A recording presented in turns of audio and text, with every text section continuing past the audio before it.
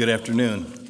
I'm Chaplain Greg Lanson, one of the chaplains for Goshen Police and Fire Department, and I'm also one of the pastors here at First Baptist Church. We chaplains and First Baptist want to welcome you this afternoon to this celebration of Addie's life. I trust when you came in you had an opportunity to sign one of the posters and then picked up one of these programs. And I encourage you to follow through that. We're not going to introduce everybody that's on here. They can introduce themselves when they step up to speak. In the Bible, in the last book of the Bible, the Apostle John writes that he got to hear God speak. And God said in his presence, "Blessed are those who die, for their good deeds will be remembered after them." And that's why we're here today. We're here today to remember all the good things, all the blessings that Addison brought into our lives. I did not know him personally, and I believe some of you others who are here didn't know him personally. But just in talking with Chris and Tiffany, and I've just gotten to know him, and other things that I've received here, I've gotten to know him, I believe, quite well. And I believe he is well deserving of this opportunity we have this afternoon to honor him. I'd like to begin by reading a email actually, that Chris received. I think it sets the tone for what we want to do here this afternoon. It goes like this. She introduces the letter this way. "Hi, Chris. I wish I could be there tomorrow." She says, "But I want you, Tiffany, and Addie to know that I love you all and am sending you all the peace and comfort I can." Then the letter begins like this. "Hi, everyone. My name is Tracy White. Tracy she works for vocational rehab, and that's her connection with Addison. Tracy White." She writes, "I came to know Addie and his journey this past fall. I was contacted by Chris asking if I thought we could find him work. He was so sick, and I knew there was not anything I could do to help him in terms of working. I was blown away and cried as she told me his story. I was so frustrated to know that there is really nothing I could do to help him.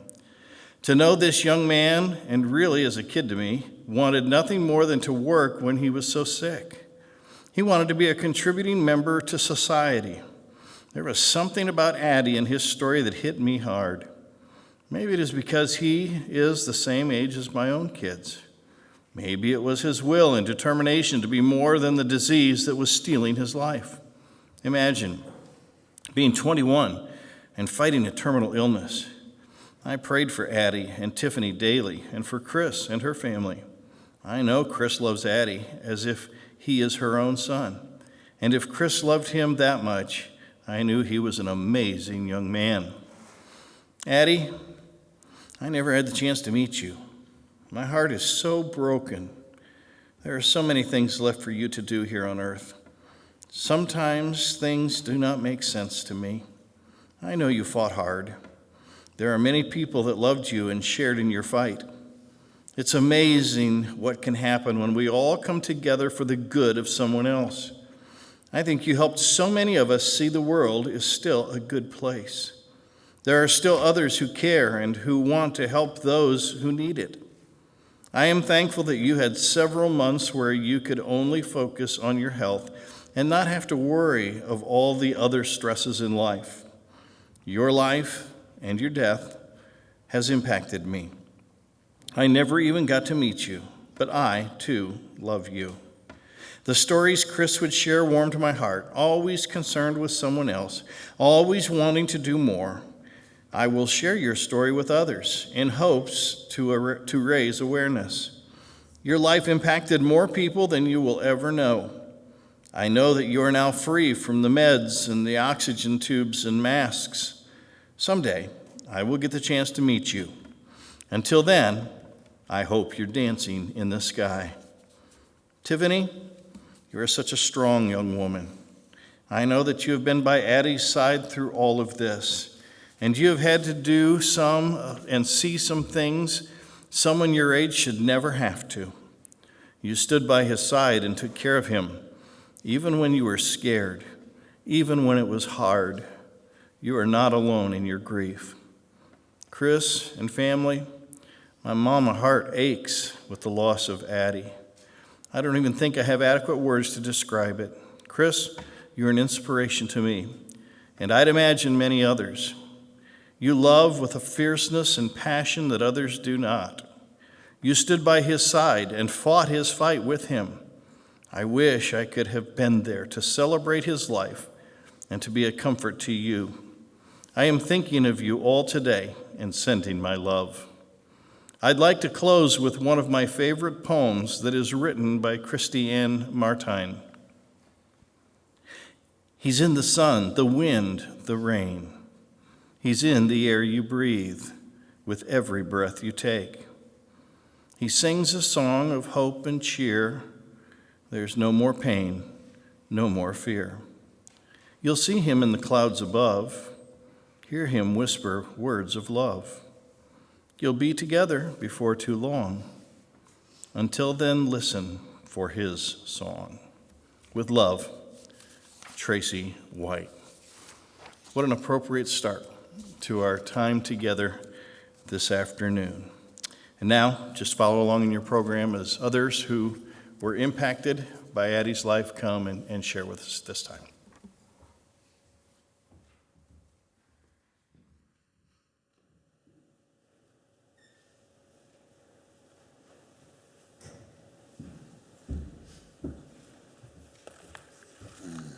I would ask how we're doing today, but I'm pretty much in the same feeling as all of you. One thing I would like to say is Addie, much like the word in some other senses, was very addicting. His life was very happy and always overcoming.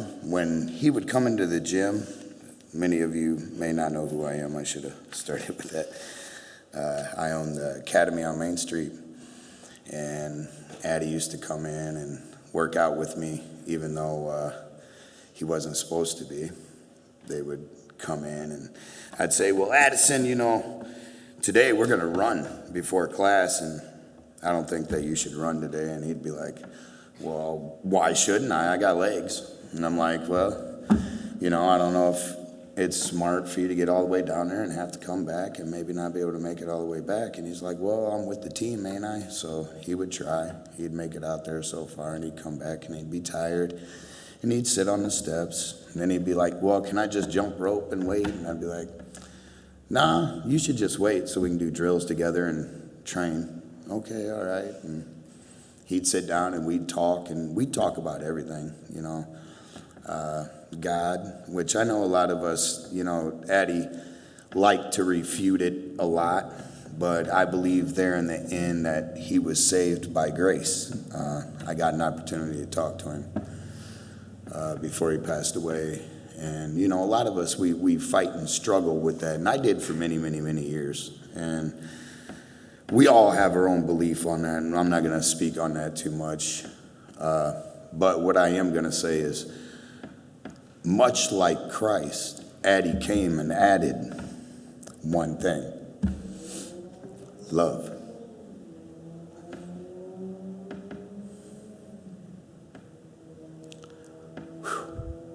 Love for others, love for himself, and love for life. So many people take it for granted, and every day that he was there, he tried to make it the best, not only for himself, but for others. I mean, he would give everything he had to somebody else to make sure that they had it. And to me, that's what we don't show enough of in the world today. If there's one thing, that I can say is, I teach every one of the students in life, you come in with two things: a date and a name. When you die, that date has a small mark and another date added to it. That small mark is a line of infinity. It's real small. Infinity is forever. In that small mark, what do you want that name above them dates to represent? What kind of impact do you make on life? And it's funny because the last thing that Addison had put down was similar to the same quote as what I just gave you. What impact do you make on life? What have you done to make a change for others, not just yourself? He knew there were going to be things he was never going to experience. The possibility of not waking up the next day was real to him. It never stopped him from believing, and never stopped him from fighting, and never stopped him.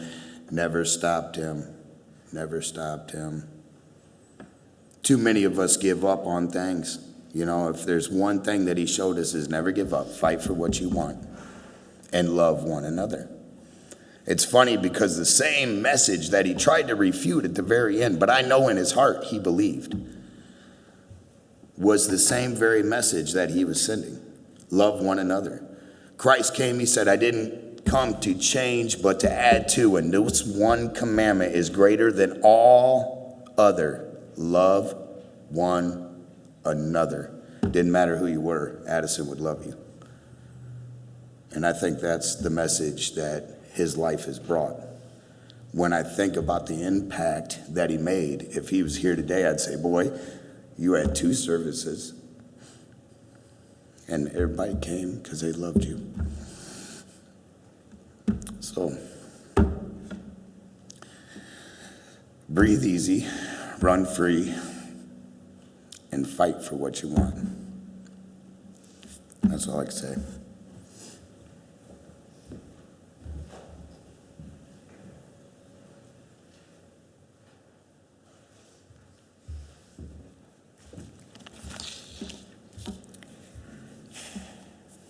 Addie is a former student of mine, and I teach phys ed.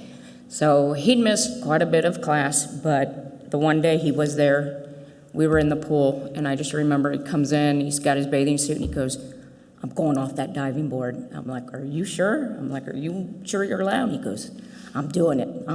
And so he got on the board, and I got my lifeguard right here by the diving well, because it's 11 feet deep, but he jumped off, came up, had the biggest smile on his face. So that's what I remember about Addison.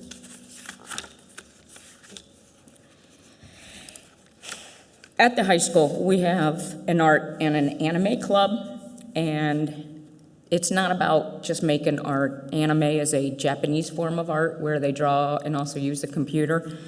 Addison loved anime. And the art club now, they strive more to help others and touch others' lives. And they touched Addison. They would make art for him and even began a fundraiser, and it was called Bracelets for A. I have a letter written by a current student who is in the anime club. Hi, Addison. My name is Zara. Sounds just like Sarah, but with a Z. I'm a senior at Elkhart East, which is really Elkhart Central. I am the one who founded Bracelets for A, where I made over 100 bracelets to help raise money for you. I will hopefully raise about 500 just from the bracelets alone. In all honesty, I did not want to join art club. I had already done a lot of community service and called it quits. However, something told me to join. One day, I just felt someone in my head tell me that this is an opportunity that wasn't just another one of those get more service hours. That's when I learned about you and your amazing story, and I'm so glad I did. I read about your story through Mrs. Miller's GoFundMe page. I was very interested in learning more about cystic fibrosis and was shocked at how rare it is.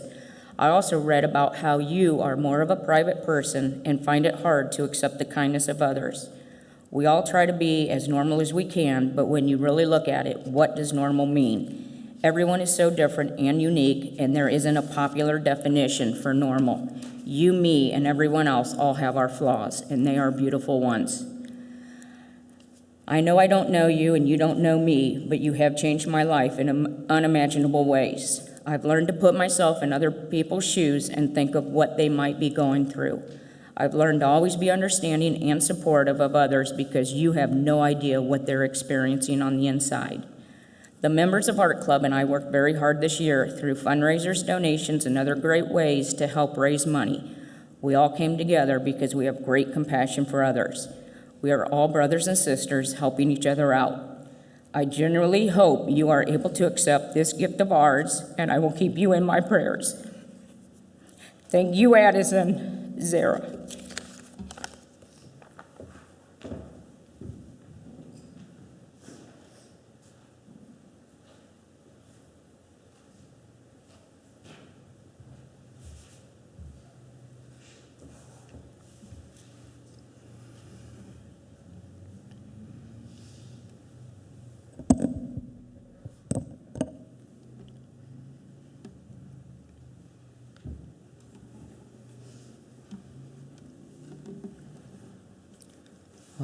My name is David, and I'd known Addison for over half my life.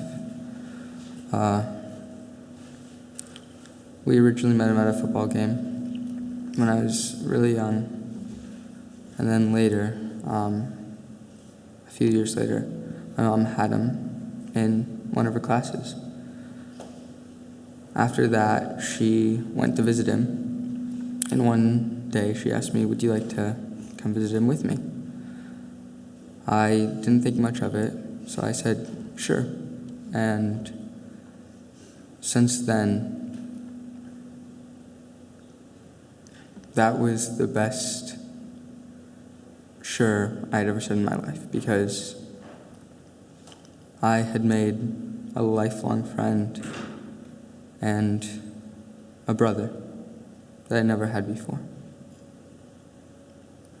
And even though we weren't related by blood, we were related by something much more than that.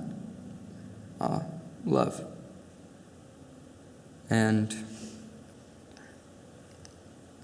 I didn't realize that it was possible to love someone so much who wasn't related to you until I met him.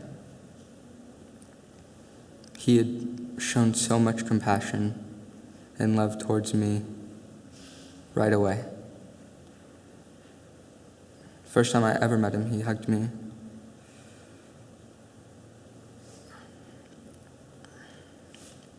And since that hug, I knew that he would always be with me, and he always will be. He showed me that just because life can be short doesn't mean that you don't have to move forward doing nothing. He lived his life every day so beautifully. He put everything he had into every day, and even though it was only 21 years, he lived more life than somebody who had 80.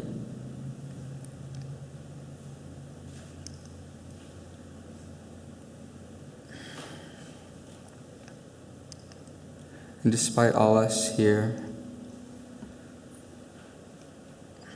tearing up and crying, he would want us to celebrate his life. And I'm glad that we are doing that.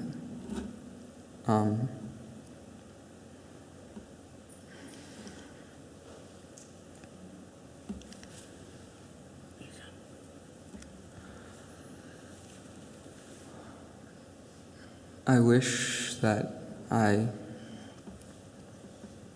had told him that I loved him more before he left us, because I was so scared, and my fear kept me from showing and expressing how much I truly loved him in his final weeks. But deep down, I know that he knew that I loved him more than anything. I knew that he loved me more than anything. Because despite not seeing him all the time.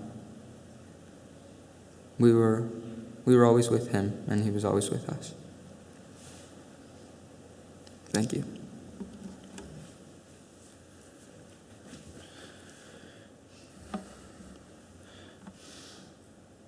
So I'm going to be honest, coming in here today, I didn't really have a speech necessarily prepared because I didn't really intend on speaking.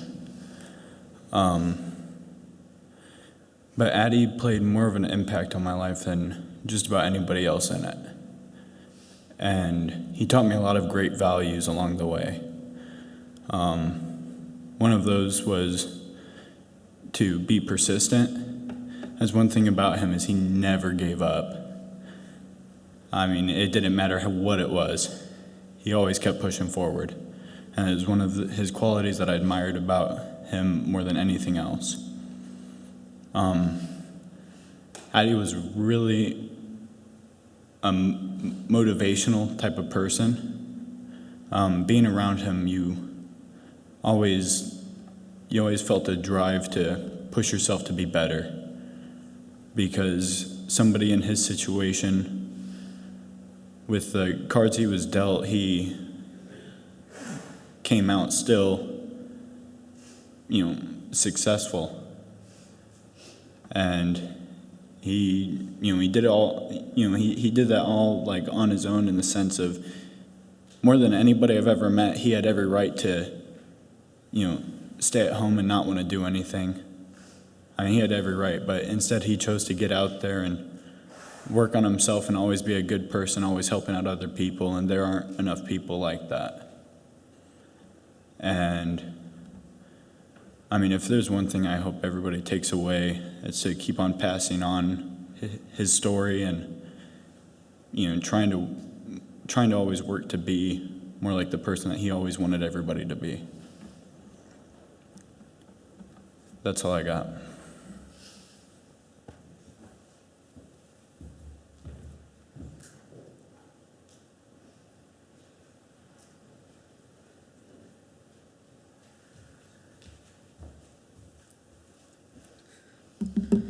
Hello, everyone.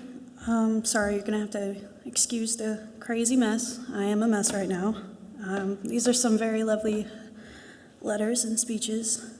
I'm going to start off a bit of my letter with our song. So here goes nothing. Dear dragon, take my hand, I'll teach you to dance. I'll spin you around, won't let you fall down. Would you let me lead? You can step on my feet. Give it a try, it'll be all right. To those of you who don't know me, I am Addie's fiancée, Tiffany.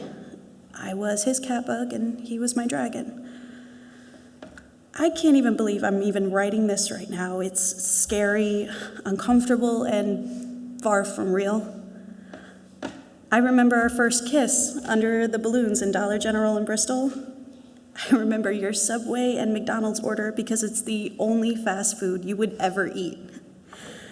I even remember how tight you would hold me to calm me down when I couldn't be strong. I remember it all like yesterday because all of that really was yesterday for me. Time stopped moving when you stepped into my life.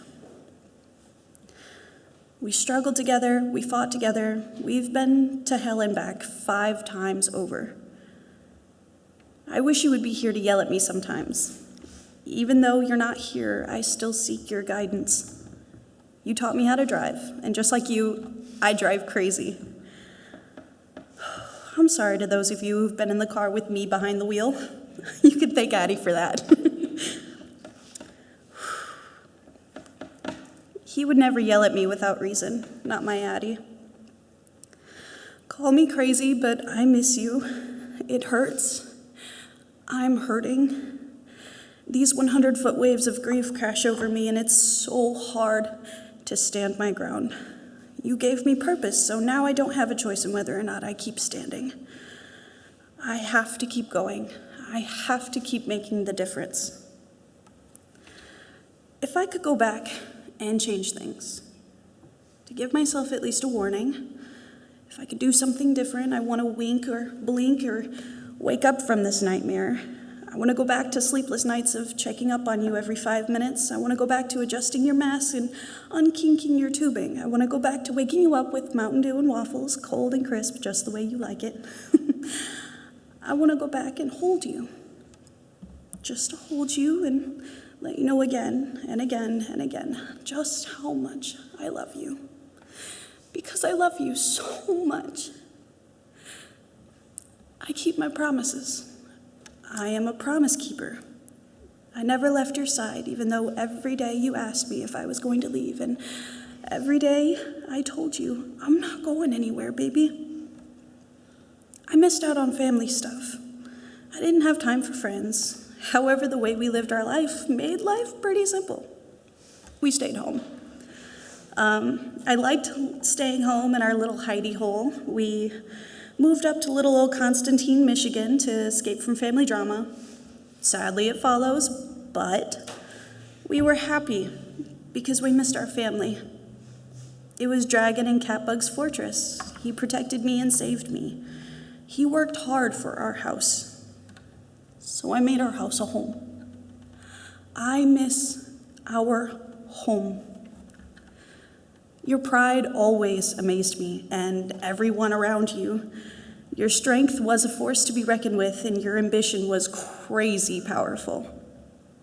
You've always been so passionate, and it's why I fell so deeply in love. I could get lost for days talking with you and everyone you loved. We were always scheming and plotting. You were Robin Hood, you were Peter Pan, you were Addie Man, even Chef Boy Addie, that was your gamer tag. You were my dragon and my love. I thought I knew what love was until I met you. I swear I knew it.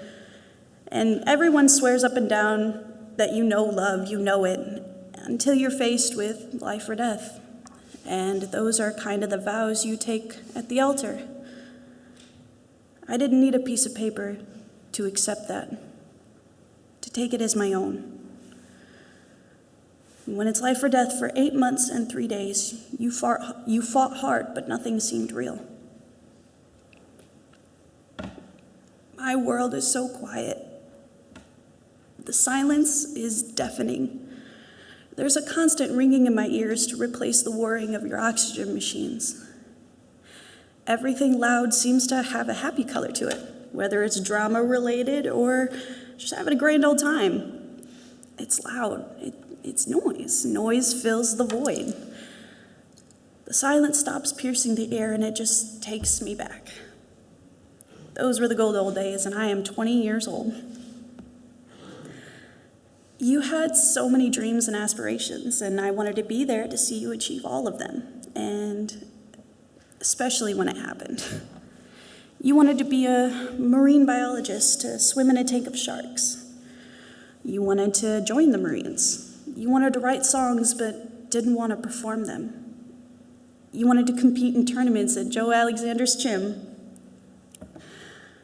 But I have never seen you more passionate about being a pro gamer.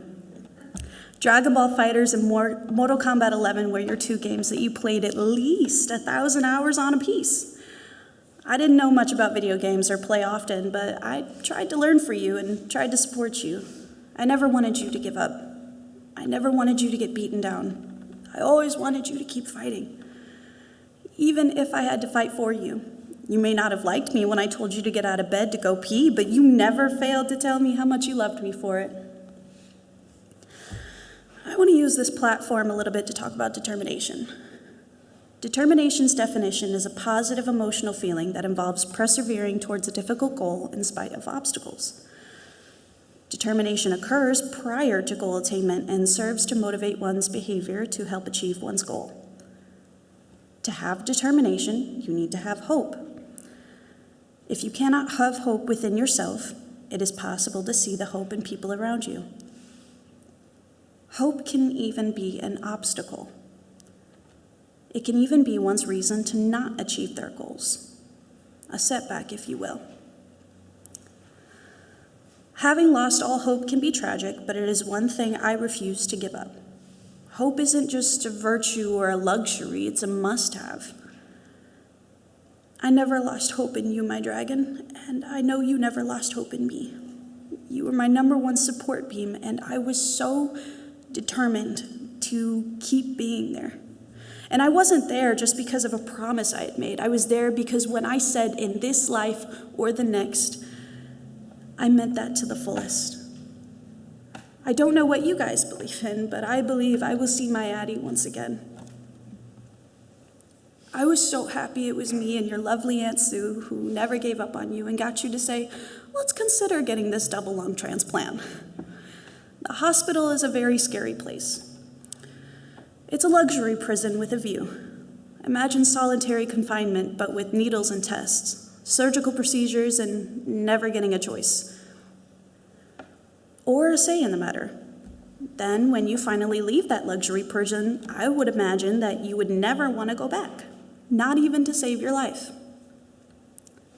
because they were kind of killing you in there. No one should ever be blamed for not wanting to be subjected to that kind of hell. Everyone should have their own right to choose their treatment given the options, and there is always more than one option.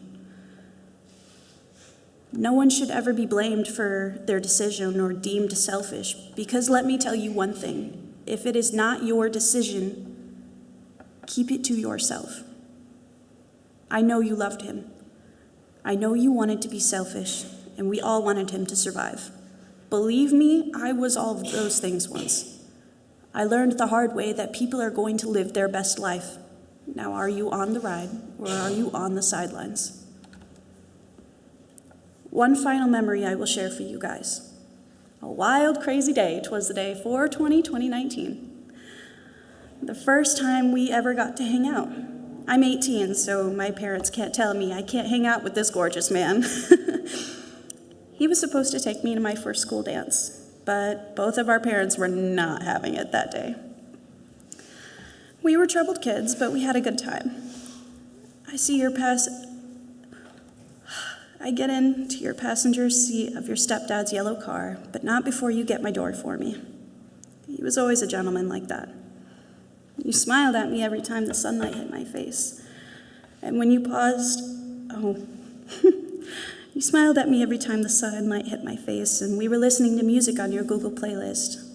When you paused it and said, "So what color are your eyes?"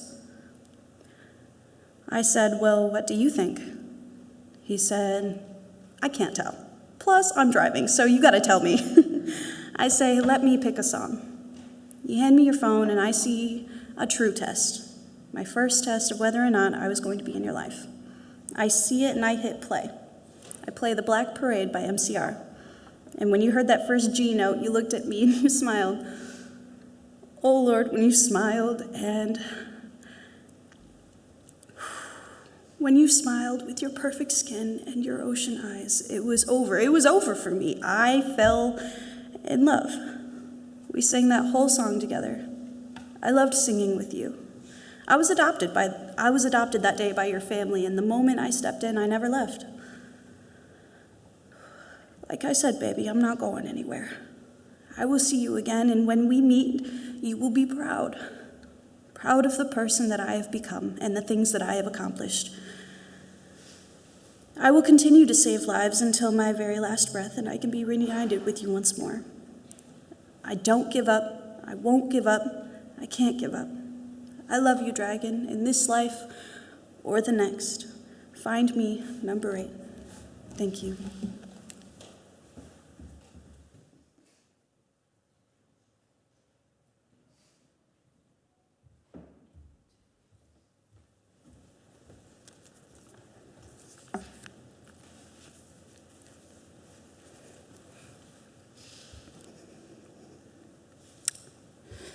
As I began to think about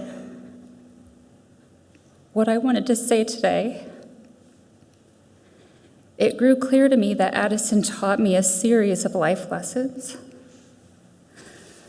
Lessons that I will hold dear to my heart and I'll use to navigate my way through this life.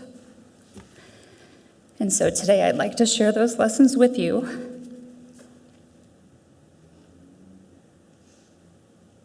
The first time I met Addison, it was at a Goshen Middle School football game. I was with my kids, sitting next to my friend April. Spencer, you were 8, and David, you were 4.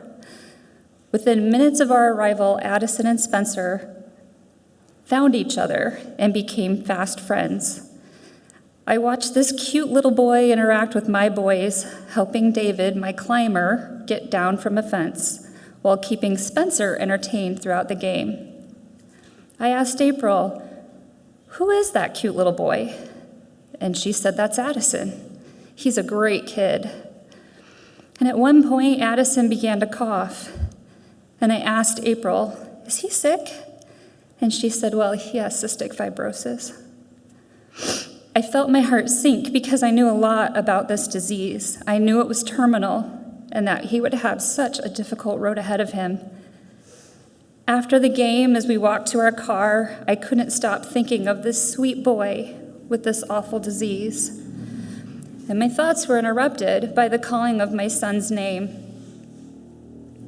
Spencer had left his book on the bleachers, and Addison ran to catch us so he could give Spencer his book. I remember feeling some sadness because I wanted to get to know this sweet boy, but I didn't think I'd ever see him again. So lesson 1, a small act of kindness can have a large effect.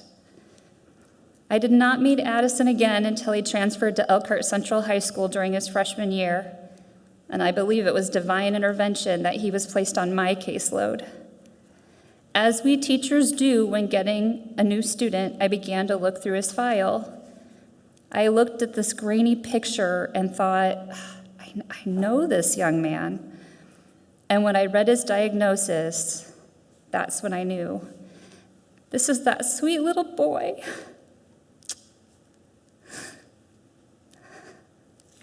From that football game.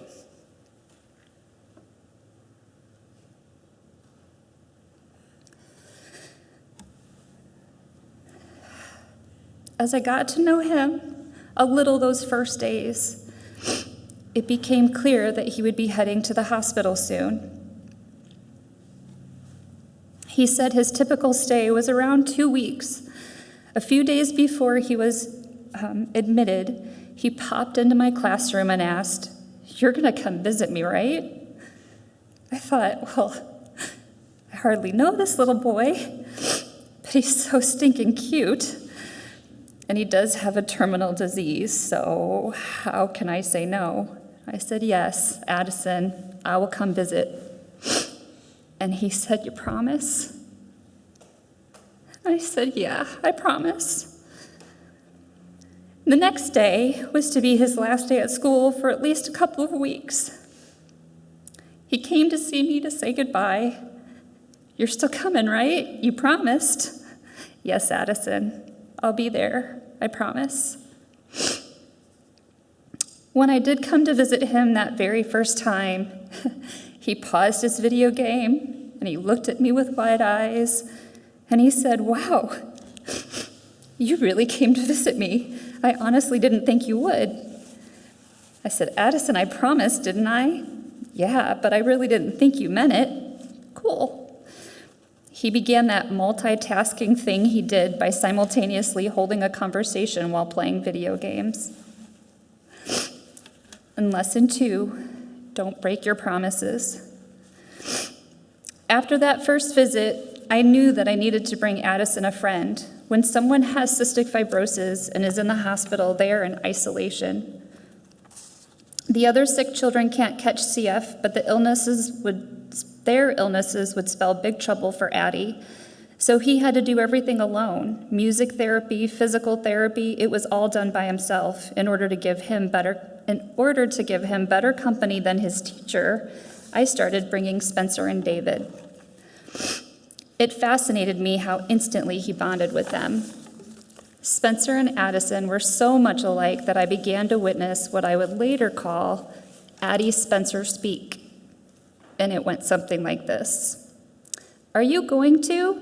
"Nah." "What?" "Oh, I see your, yep. Told you. Bet." "No, you didn't." "Ha, wait, this?" "Yeah, let's do that." I would sit quietly in a chair beside his bed and just listen in awe, wondering how they did that. And lesson number 3, never underestimate the power of a true friendship. From then on through the years, I made it a point to visit Addison every time he was in the hospital. We developed our routines. I never came empty-handed. I knew to bring Mountain Dew, but not to bother with much else unless it was a hat or a sweatshirt or a t-shirt. I would sanitize, put on the required gown and gloves, only to have Addison tell me, "You don't have to wear that." "But Addison, I'm going to get in trouble by the nurses." "No, you won't. Seriously, it's fine." So I would take off the gown and gloves upon his request. In time, I came to understand this to be a need of his. Lesson 4, people who are sick have guilt for being sick. They don't want to inconvenience you in any way. Addison needed for me to feel comfortable more than I did. As we grew more comfortable with each other, we developed more routines. I would come into his room, put the Mountain Dew into the fridge immediately. He needed it to be as cold as possible. Take off the required gown and start cleaning his room. He was typically sitting on his bed, never laying, playing video games, usually Mario Kart. I would clean around him, throwing out half-empty cans of Mountain Dew, wrappers, plastic silverware. I would gather the dirty laundry tossed around the room and place it in the laundry basket. "Mrs. Miller, you don't need to clean my room. It's okay." And I would just say, "Addison, Addison, Addison, you remind me of Spencer. I'm cleaning this room because I'm a mom, and it's just what we do." Then I would sit beside him as he played his games. Sometimes we would talk, sometimes we wouldn't. But no matter what we did, it never felt like enough time. He was just that magnetic. The drive home was always a good time to reflect. There were usually tears involved.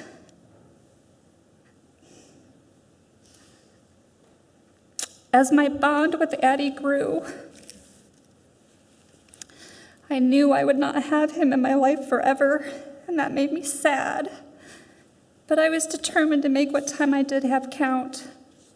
This is lesson 5. We're never promised tomorrow. Throughout the years, as Addie grew into a young man, I saw him a little less.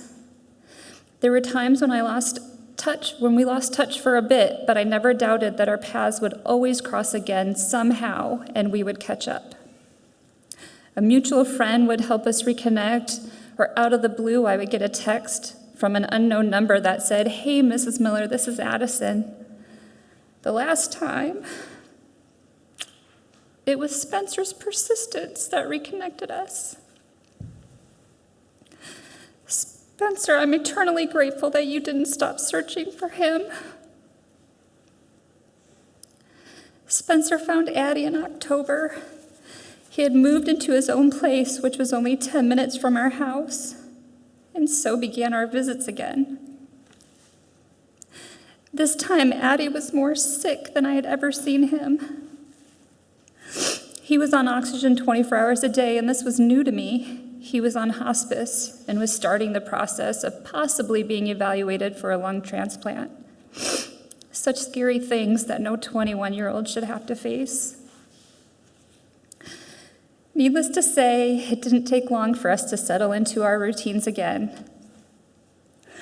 I would come visit and immediately begin cleaning. Again, Addie would say, "Mrs. Miller, you don't need to do my dishes." And I knew him well enough, after all these years, that I would just say, "Addison, I can't fix the one thing I wish I could. But these dishes, this is what I can do.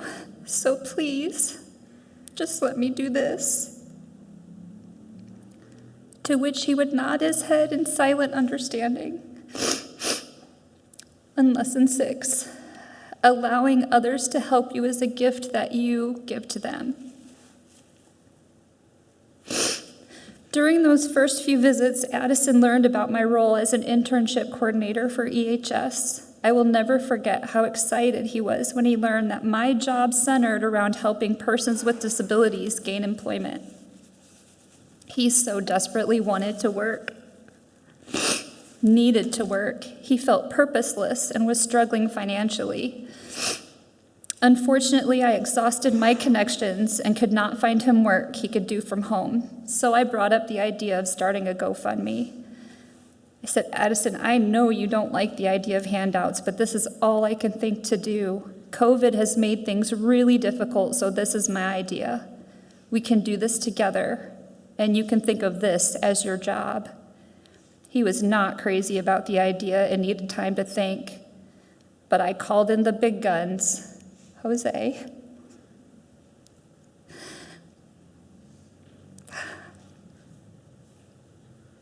To explain to Addison all the benefits of starting a GoFundMe.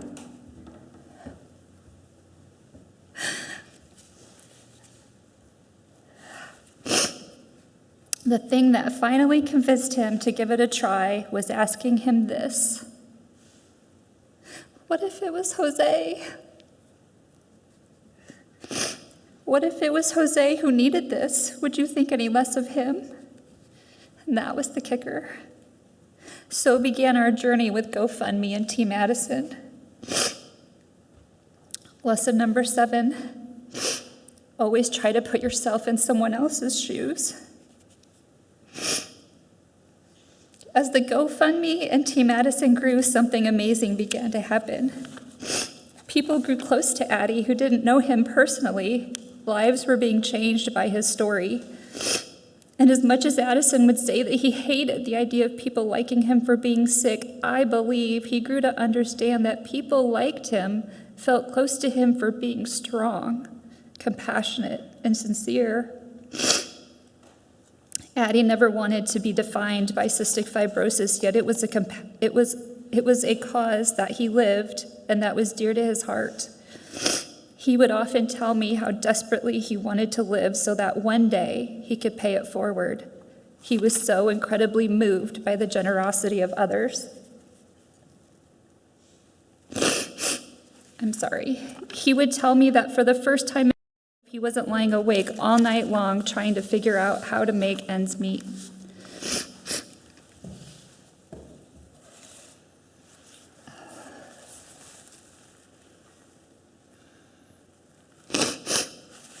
For the first time, he could pay bills early, or at least as they came in, and he said his Christmas was wonderful because he could actually buy his loved ones some presents. Lesson 8, you don't have to know someone to show them love. As his health declined and the realization set in that he was not going to make it, he set about, like he always did, trying to make sure that everyone else was going to be okay. He began to tell his loved ones the things he wanted to say and always asked all of us to look out for each other. He was always that rock that seemed to think of others always. Since his death, I have slowly been rereading every message or text we exchanged over these past 8 months. In virtually every conversation, he would ask me how I was, how my day was going, how Jose was doing. He worried about Spencer and David and not being there enough for his adopted little bros. And he worried about me.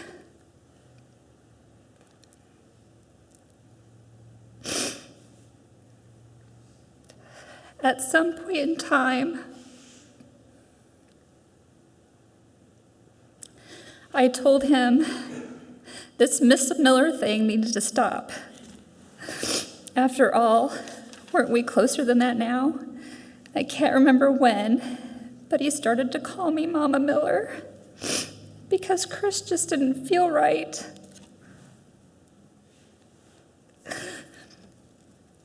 Each morning at my desk, I would take a minute and I would text, "Hey, you," to which he would respond, "Hey, back."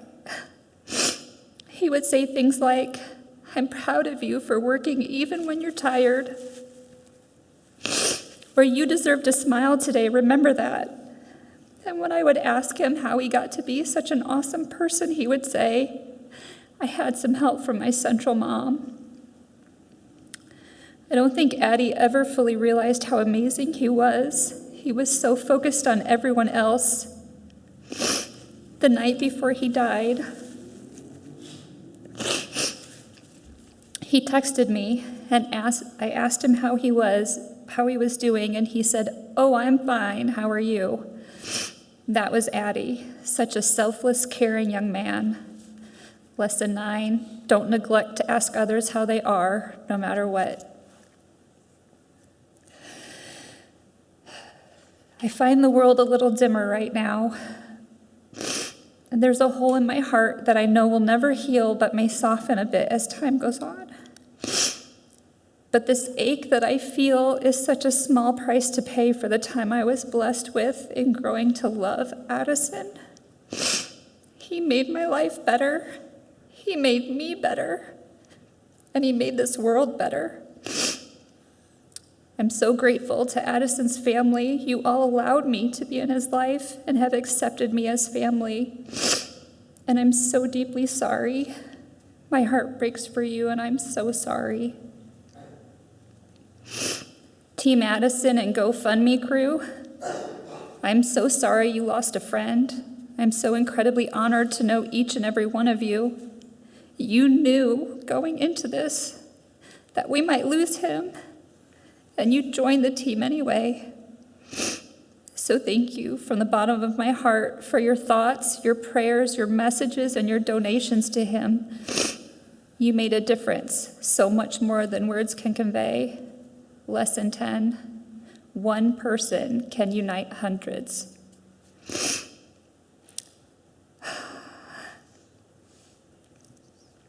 And Addison, Addie, you once told me you didn't want a celebration or a funeral. But if you were here today and I told you I need to do this, I know what you would say.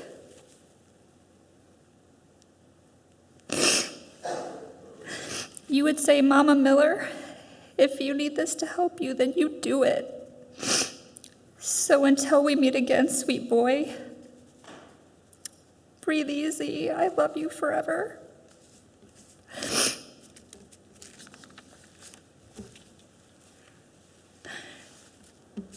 Darren Eichhorn so graciously put together a slideshow for us. He was a part of Team Addison, and he did an amazing job, and so we're going to share that now, but there's a couple things I want to say. You're going to see cans of Mountain Dew, because that was his favorite thing to drink. You're going to see him playing guitar. You're going to see him in Joe's gym and doing the things he loves. But you're also going to see some filters that are kind of funny, and that's what happens when you're really bored in the hospital and have nothing else to do, and that's okay. But the one thing I really want everybody to take from this is how much you see him holding children. He loved children. But it's authentic Addie, and Darren did a great job. So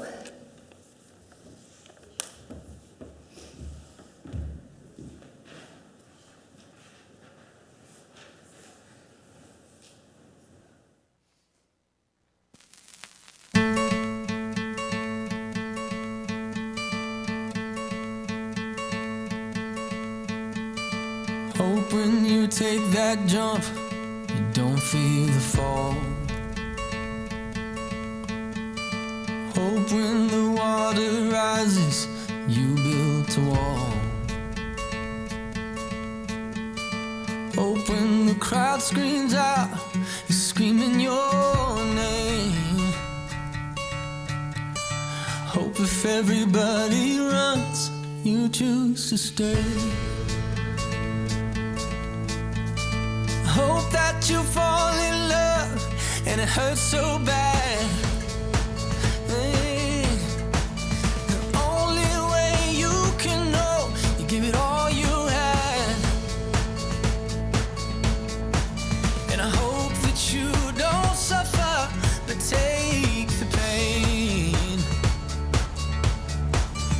Hope when the moment comes, you'll say, I did it all.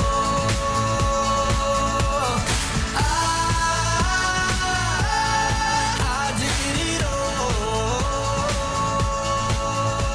I owned every second that this world could give. I saw so many places, the things that I did. Yeah, with every broken bone, I swear I lived. Hope that you spend your days, but they all add up.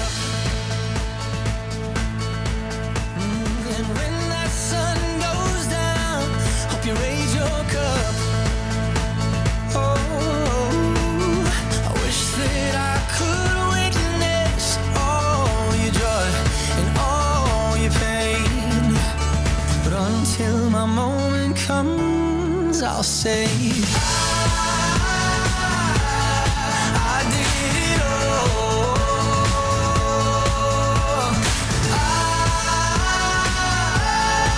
I did it all. I owned every second that this world could give. I saw so many places, the things that I did. And with every broken bone, I swear I lived.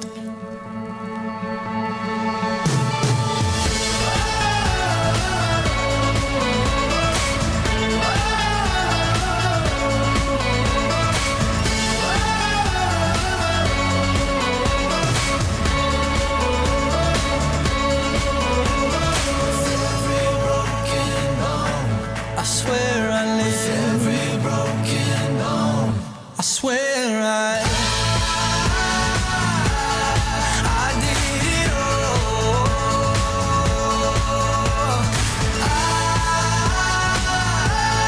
I did it all.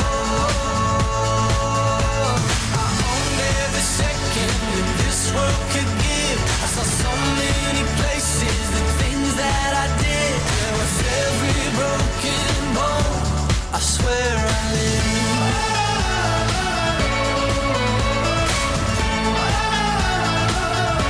I swear I live.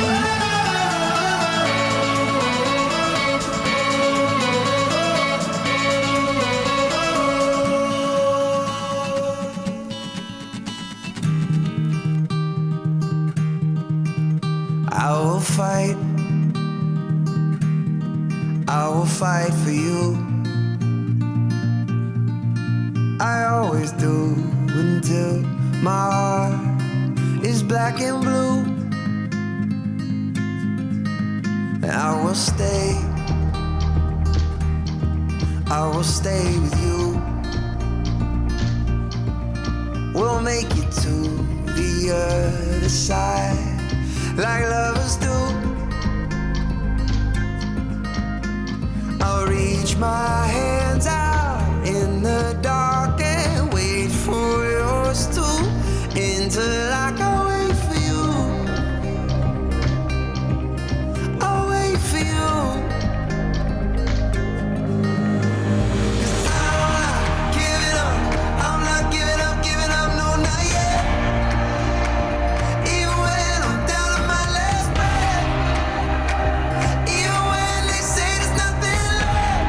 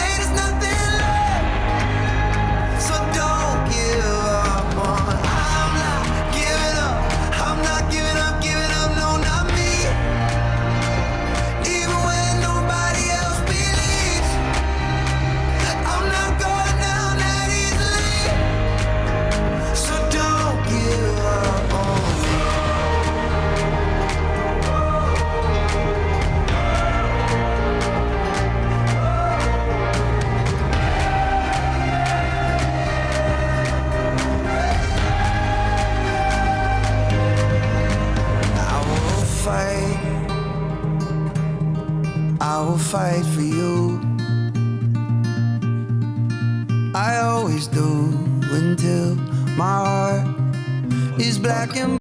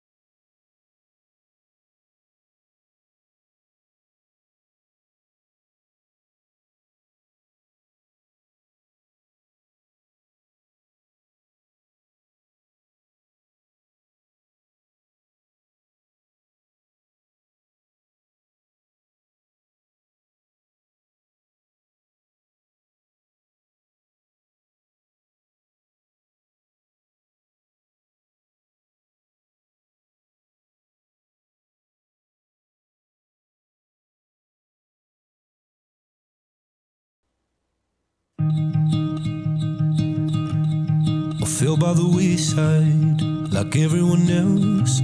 I hate you, I hate you, I hate you, but I was just kidding myself. Our every moment I started a place, 'cause now that they're gone, all I hear were the words that I needed to say. When you hurt under the surface, like troubled water running cold. Well, time can heal, but this won't. So before you go, was there something I could have said to make your heart beat better? If only I'd have known you were the storm to weather. So before you go, was there something I could have said to make it all stop hurting? It kills me how your mind can make you feel so worthless. So before you go, was never the right time, whenever you're cold. Went little by little by little until there was nothing at all. Our every moment I started to play, but all I can think about is seeing that look on your face. When you hurt under the surface, like like troubled water running cold. Well, time can heal, but this won't. So before you go, was there something I could have said to make your heart beat better? If only I'd have known you were the storm to weather. So before you go, was there something I could have said to make it all stop hurting? It kills me how your mind can make you feel so worthless. So before you go, we'll be better off by now. If I let my walls come down, maybe I guess we'll never know. You know, you know. Before you go,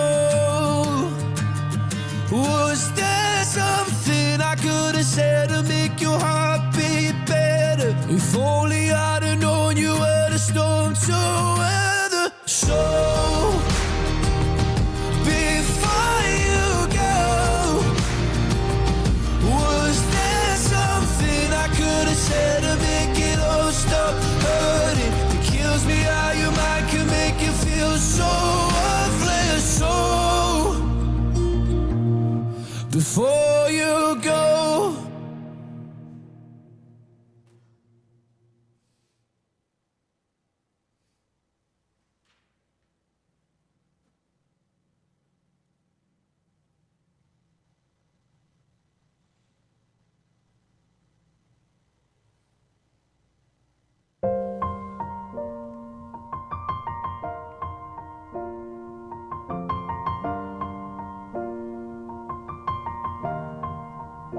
It's been a long day without you, my friend, and I'll tell you all about it when I see you again.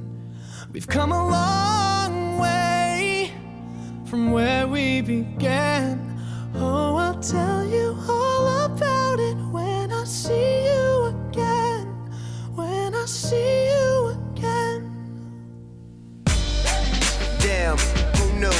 All the planes we flew, good things we've been through. That I'll be standing right here talking to you about another path. I know we love to hit the road and laugh, but something told me that it wouldn't last. Had to switch up, look at things different, see the bigger picture. Those were the days, hard work forever pays. Now I see you in a better place. See you in a better place. How can we not talk about family when family's all that we got? Everything I went through, you were standing there by my side, and now you gon' be with me for the last ride. It's been a long day without you, my friend, and I'll tell you all about it when I see you again. I see you again. We've come a long way, Yeah, we came a long way from where we began. You know we started. Oh, I'll tell you all about it when I see you again. Let me tell you. When I see you again.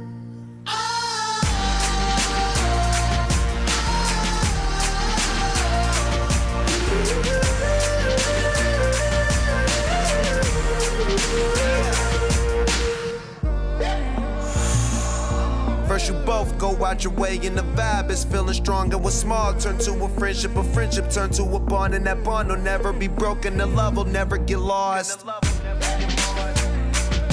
And when brotherhood come first, then the line will never be crossed. Established it on our own when that line had to be drawn. And that line is what we reach, so remember me when I'm gone. How can we not talk about family when family's all that we got? Everything I went through, you were standing there by my side, and now you gon' be with me for the last ride. Let the light guide your way. Yeah. Hold every memory as you go, and every road you take will always lead you home. Oh, it's been without you, my friend. And I'll tell you all about it when I see you again. We've come a long way from where we began. Oh, I'll tell you all about it when I see you again. When I see you again.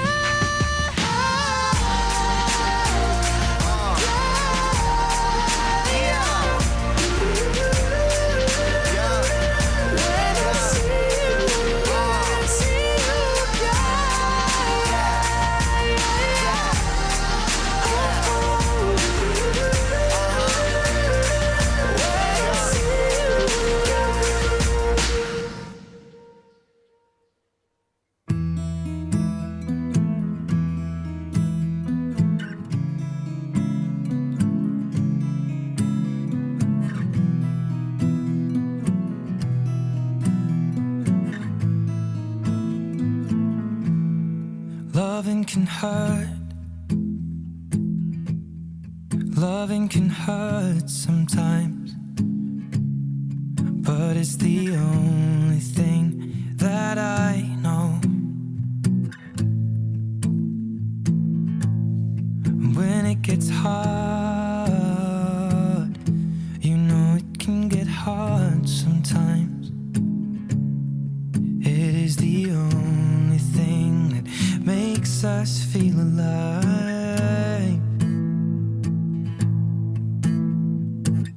We keep this love in a photograph. We made these memories for ourselves, where our eyes are never closing, our hearts are never broken, and time's forever frozen still. So you can keep me inside the pocket of your ripped jeans, holding me closer till our eyes meet. You won't ever be alone. Wait for me to come home. Loving can heal. Loving can mend your soul. And it's the only thing that I know. I swear it will get easier. Remember that with every piece of you. And it's the only thing we take with us when we die. We keep this love in its photograph. We made these memories for ourselves, where our eyes are never closing, our hearts were never broken, and time's forever frozen still. So you can keep me inside the pocket of your ripped jeans, holding me closer till our eyes meet. You won't ever be alone. And if you hurt me, that's okay, baby. Only words bleed inside these pages. You just hold me. I won't ever let you go. Wait for me to come home. Wait for me to come home. Wait for me to come home. Wait for me to come home. Oh, you can fit me inside the necklace you got when you were 16,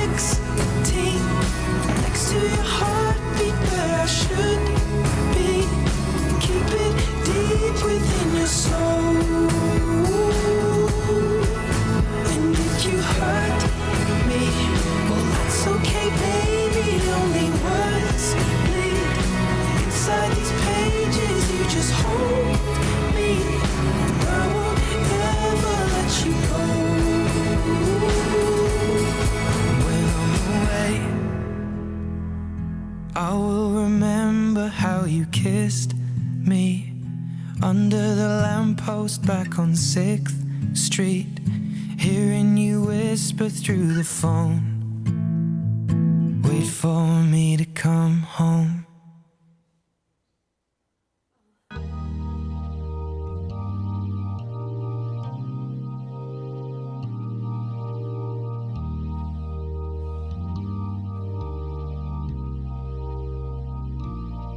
When you try your best but you don't succeed, when you get what you want but not what you need, when you feel so tired but you can't sleep, stuck in reverse,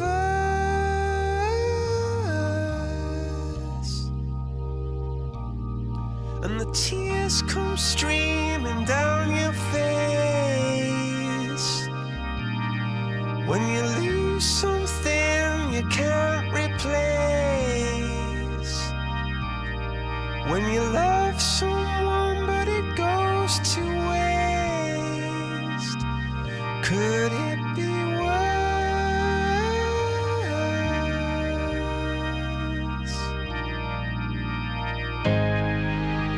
Lights will guide you home and ignite your bones, and I will try to fix you.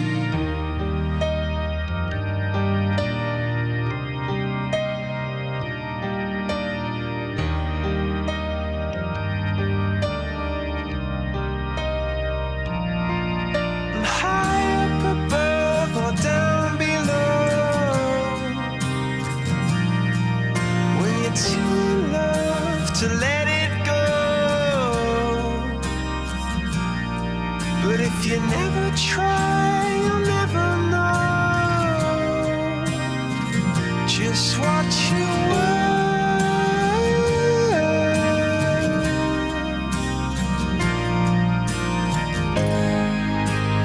Lights will guide you home and ignite your bones, and I will try to fix you.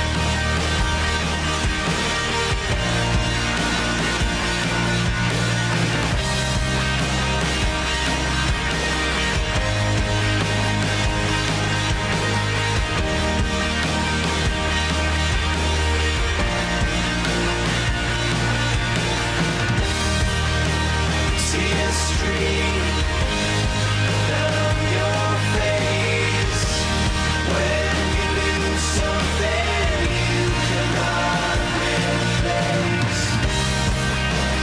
See a stream down your face,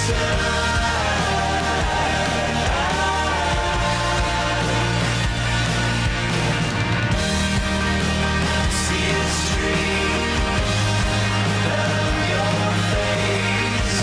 I promise you I will learn from my mistakes.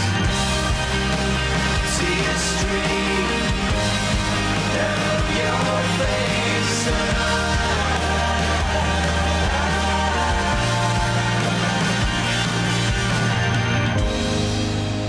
lights will guide you home and ignite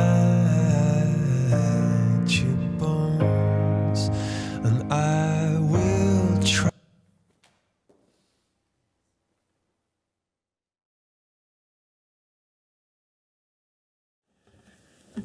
Addie touched a lot of lives, and he will continue to touch lives. in the years ahead. Thank you for coming out for this time of celebration this afternoon. We're going to be finished in here, but we're inviting all of you to head out to our gymnasium. Go out those back doors there, or you can go out these doors and then go to your left through our commons area, and you'll see the gym. And we have refreshments out there, and at each table there are little note pieces, things to write notes on. And what we're going to encourage you to do is to write a note of remembrance to Addie, and then after our time of refreshments out there, cookies and coffee and lemonade and all that kind of stuff, we're going to take and attach those messages to balloons, and we're going to complete or finish our time here together this afternoon with a balloon launch out in the west parking lot. So I would encourage you now to move from here out to the gymnasium to get some refreshments and write the notes, and we'll attach them to balloons in a little bit and get those launched. All right? Thank you for coming. You're dismissed from here.